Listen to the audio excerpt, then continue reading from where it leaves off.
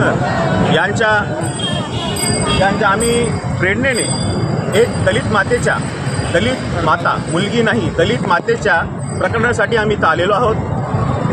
दिनांक 8 जून रोजी मोठ्या घाटीमध्ये मुलगी दगावली, प्रियंका किरण गांगवे। तिला एक मुलगा झाला, पण तिथं मिनी घाटीमध्ये पहिले सुरुवातीला 2 तारखेला जेव्हा मिनी घाटीमध्ये तिला जेव्हा ॲडमिट केलं गेलं, त्यावेळेस तिला मुलगा झाल्यानंतर सिझरिंग करताना डॉक्टरांच्या हलगर्जीपणामुळे, डॉक्टरांच्या शस्त्रक्रियेमध्ये काहीतरी गुंतागुंत झाली, अशी पोस्टमॉर्टम रिपोर्ट आम्हाला फायनल रिपोर्ट पण भेटली। त्या कारणाने आम्ही इथं आलेलो आहोत। 4 महिने झाले तरी आतापर्यंत जे काही संबंधित अधिकारी होते ते आतापर्यंत जसेच्या तसे जागेवरती आहेत। प्रशासन आणि कोणीही सामाजिक कार्यकर्ते म्हणा, प्रशासन म्हणा, नेते म्हणा, कोणीही या विषयावरती अजूनपर्यंत दखल घेतलेली नाही आहे।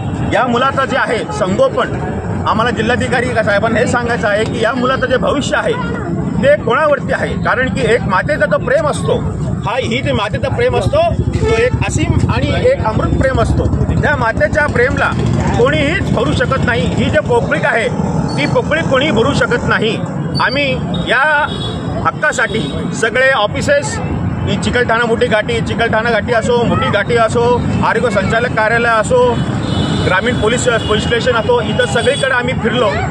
फक्त त्यांनी आमची हेळसांड केली, बाकी दुसरं काहीच केलं नाही। आज येईल, उद्या येईल, आज येईल, उद्या येईल, असं करत करत त्यांनी आज 4 महिने काढलेत आणि अजूनपर्यंत त्यांचा अहवाल हा गुलदस्त्यातच आहे।